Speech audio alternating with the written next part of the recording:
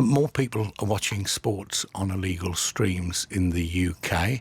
The number of illegal streams of sports events has more than doubled to 3.6 billion in the past 3 years. This research is from the Campaign for Fairer Gambling. Their interest being is that for reasons that we'll explain shortly, that you'll hear shortly, how it's leading to problem gambling. I spoke to Matt Zarb-Cousin from the Campaign for Fairer Gambling and Ismail Vali from the online security platform YieldSec, which carried out this research. Here's Ismail explaining exactly what constitutes the black market here. There's a total marketplace, which is made up of a legal sector and an illegal sector. What is illegal online streaming? It's any streaming service that's not authorized, licensed, or otherwise permitted under the laws of a jurisdiction, in this case, the United Kingdom, or by the relevant content rights holders, Premier League, for example, okay? But that streaming content is targeting, accessible to, and delivering content to consumers in the United Kingdom, whether it's provided free of charge or in exchange for payment, advertising, or other forms of commercial benefit. So nothing that's being stolen in content terms to be reparlayed onto consumers, none of that stuff is free, okay? The streaming business, the illegal streaming business, makes its money how? Predominantly through advertising. And who is the predominant advertiser? On 89% of the advertising, it's illegal gambling. I understand that. What I don't understand is if you know who's streaming and what they're streaming and where they are, if not actual names, then why aren't the rights holders must be able to know now? So why, setting aside questions on gambling, they'd want to protect what they've bought. So why aren't they putting a stop to it?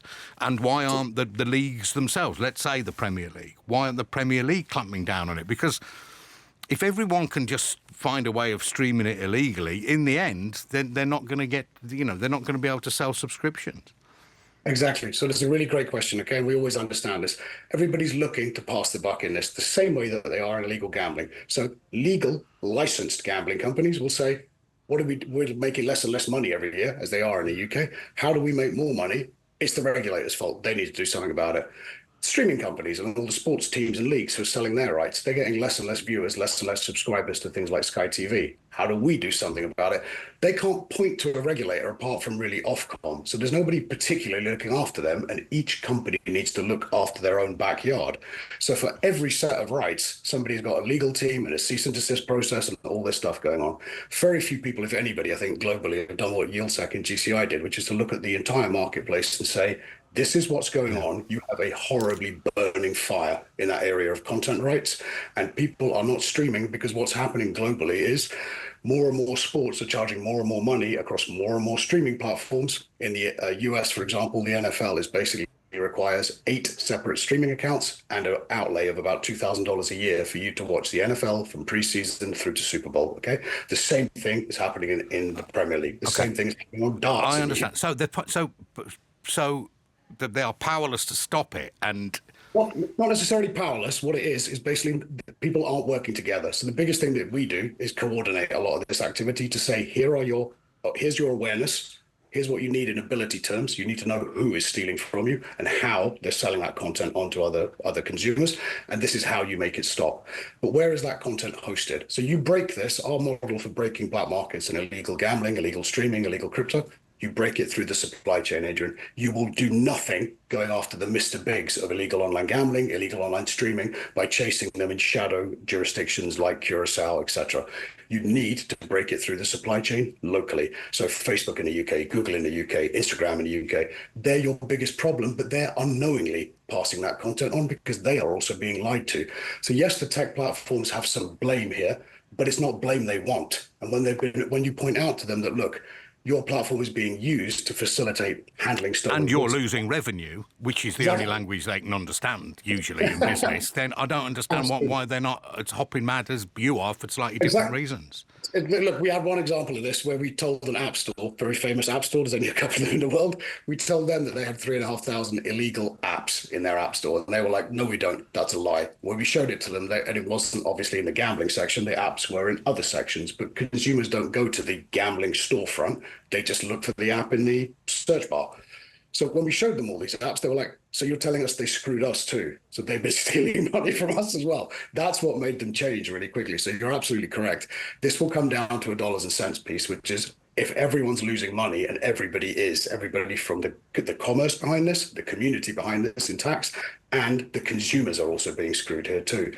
So everybody loses money apart from crime. Crime is the only one that gets out like a bandit because it is one. So, Matt, you come at this for your concern about the gambling harm, basically. So, I'm trying to find a workable example that people will recognise, and I genuinely have never looked at an illegal stream. I don't think using a Fire Stick or any of that nonsense. So, if somebody's doing that and thinks, well, I'm not paying all that money, I'll watch this Premier League game, then they might regard that as a victimless crime, but which obviously isn't true. But But how does that lead to gambling harm is what I don't understand.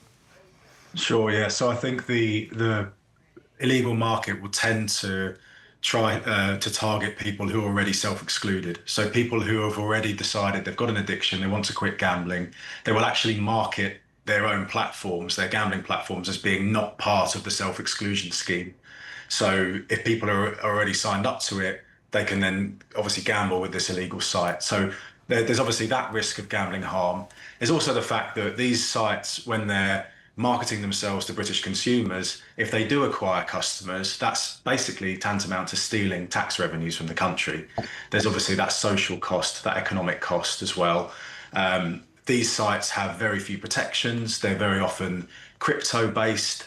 If you were on Instagram or TikTok and you went and searched for some gambling content and streamers, gambling online, which is obviously quite a popular content theme, you'll very, very quickly be shown by the algorithm streamers that are promoting the illegal gambling sites. And it's very difficult for people to tell the difference sometimes based on the content.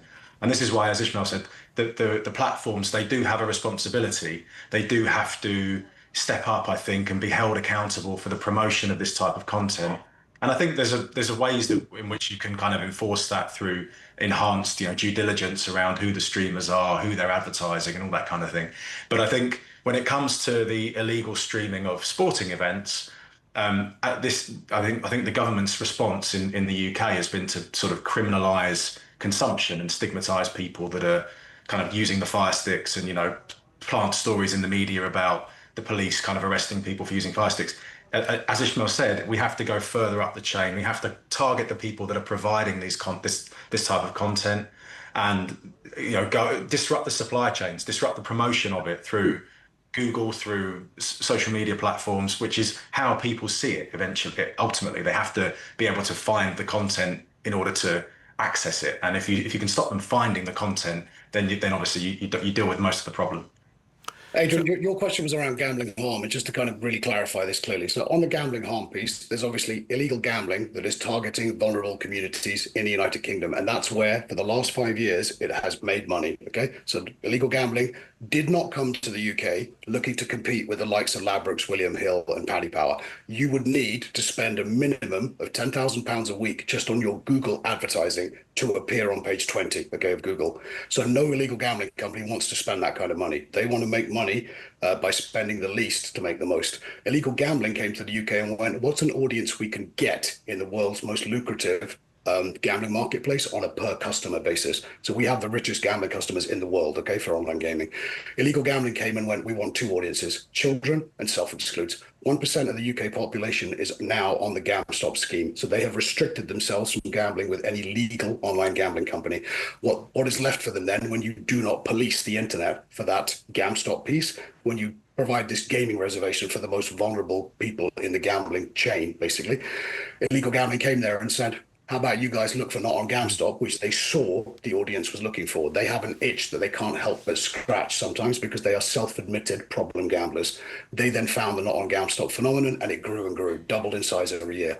On the illegal streaming piece, what's dangerous is this. That audience were weaponized through illegal streaming. So they found that by watching illegally streamed Premier League games, they found nothing but advertising for illegal gambling. And then their addiction just kind of opened up. The other piece of this is the malware and spyware. So behind all illegal streaming of sports in the UK, behind 89% of the streaming, whether you're a self-restricted customer or not, behind 89% of the streams on sports illegally, there is malware, spyware, keystroke loggers. And that's not going to end well. I mean, we understand that. So, Matt, what I've always assumed will happen, watching the cost of watching football and other sports rise and being hidden behind paywalls, partly because it's so expensive and you need so many different, subscriptions now. I'd assume the whole thing would go the same way as music streaming, which, piracy became such an issue that the legitimate streamers just had to drop their prices to make it, or make it even free, to make it more accessible. So why is that not happening? Why is that not happening with sports rights and sports subscriptions and so on? I think actually British consumers get a bit of a raw deal compared to internationally when it comes to football rights, where we've got to have a subscription to Sky, to TNT, to Amazon. There's just so many different subscriptions you've got to have if you want to watch all the games now.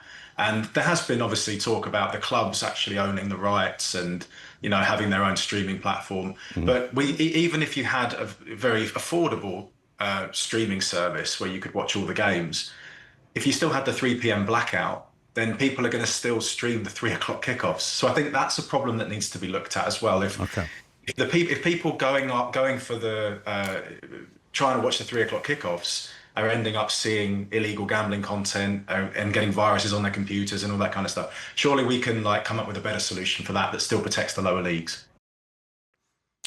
Fascinating stuff there. That was Matt Zarb-Cousin of the Campaign for Fairer Gambling, and Ismail Vali from YieldSec.